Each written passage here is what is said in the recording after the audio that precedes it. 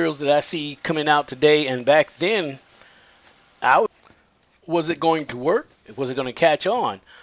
But I also understand that time moves on and things change, and we have to accept some of the changes that come along with it. I know back in the day when they first came out with the PEX pipe, I was like, wow, what is this? I was used to running copper pipe and soldering pipe together. Now you don't even have to solder copper pipe together. Now you have a ProPress tool and you use ProPress fittings, so you don't have to even light up a torch anymore.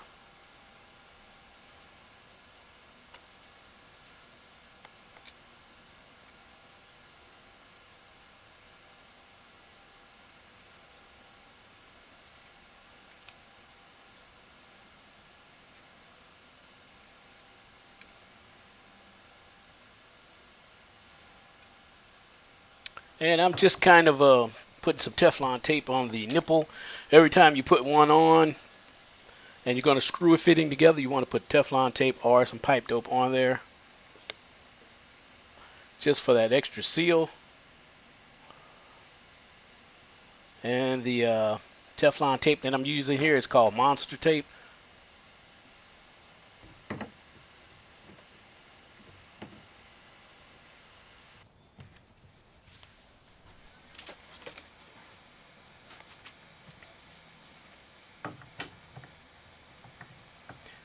And back to speaking of old school, I'm still using the hard, rigid nipple pipes that come out the wall because I like to, when I reach up under there to cut the valves off and on, I want to feel some type of firmness, make sure that everything's okay in the wall. But nowadays, they do install some of the new PEX fittings and PVC fittings, pipe, and they come straight out the wall with that stuff, and it's just real loose, and it's something that I just can't get used to. So on my videos, you can always see me come out with the hard rigid nipples just like this here. One of these is galvanized and one's brass. This is stuff I had laying around the garage, so I'm using it. And I do get a lot of questions, what's better, brass nipple or galvanized nipple? Of course, brass is it's a more superior metal, but so is gold. It depending on the person's price and what you got in your pocket. Galvanized pipes are not bad pipes. A lot of times galvanized are pulled out of homes because it's old pipe. Okay, you can see I have the connection up here. And I'm just going over it kind of one more time.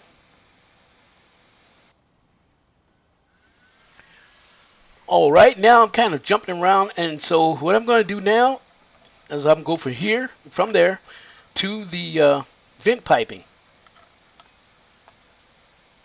And this is going to be an 1.5 inch PVC vent pipe. And the elbow is the inlet for the air that comes inside the grinder tank. And of course it's going to go right there at that top right there, and I'm going to crank that down. And let's make this nice, tight, and secure. And once I do have that in place, I'll start piecing it together.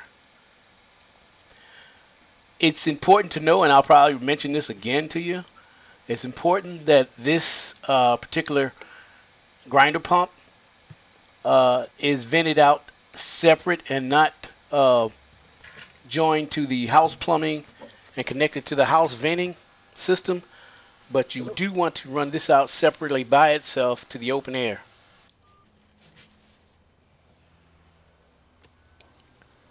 And I'm going to jump back to the, while I'm down here, go ahead and jump to the drain for the utility sink. And this is the coupler that I'm going to use to connect the, this is also going to be 1.5 inch. As you can see, that coupler can be used two different ways. Just to close the outlet down there off if you're not going to use it. Or what I'm going to do here is we're going to cut the top off of this here, the cap part. And this is going to allow us to put the 1.5 inch PVC pipe into here and extend it on out and build our drain for our utility sink.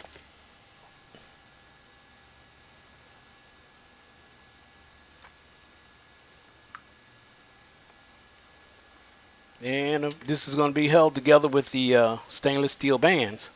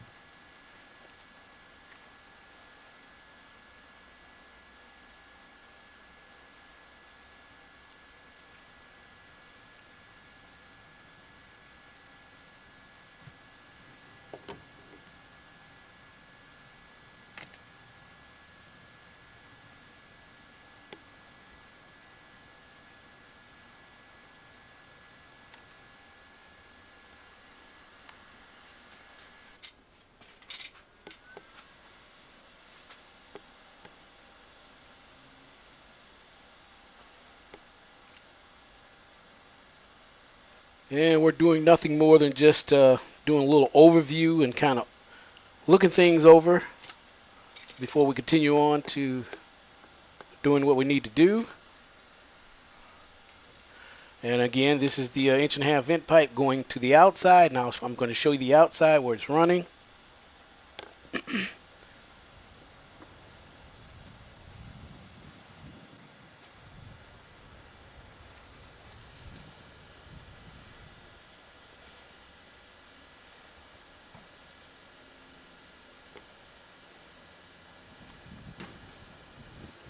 And now I'm out here. I will run it up this wall on the outside wall and 2 foot above the window. And we will come back to the vent pipe that's venting out to the through the wall and up the side wall of the house. Right now I'm going to get started on the water line.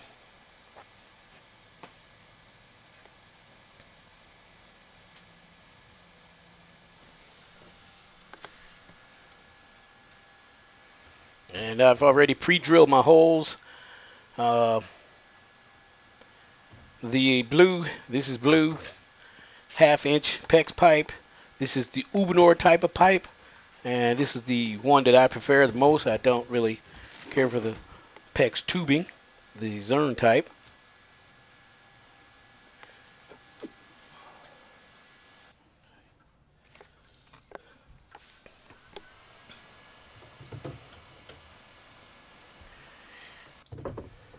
Okay, the good thing about the SharkBite plumbing fittings is simple. You don't need any tools. All we're going to do is take this PEX pipe here, and we're just going to push it in place, and it's going to lock in place, and it's going to be sealed tight.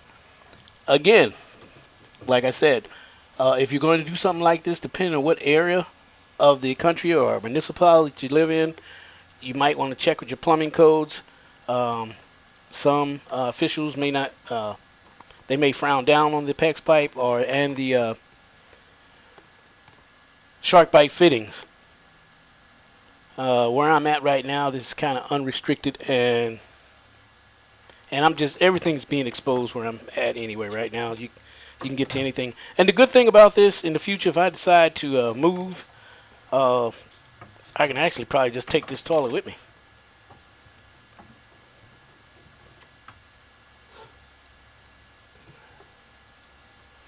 Now the only time I'm going in this video I'm going to use the Ubenor PEX expander is right here in this little section here, because I don't have an extra T SharkBite fitting, but I do have plenty of the Ubenor T's, so I'm gonna this is the only spot I'm going to put it at.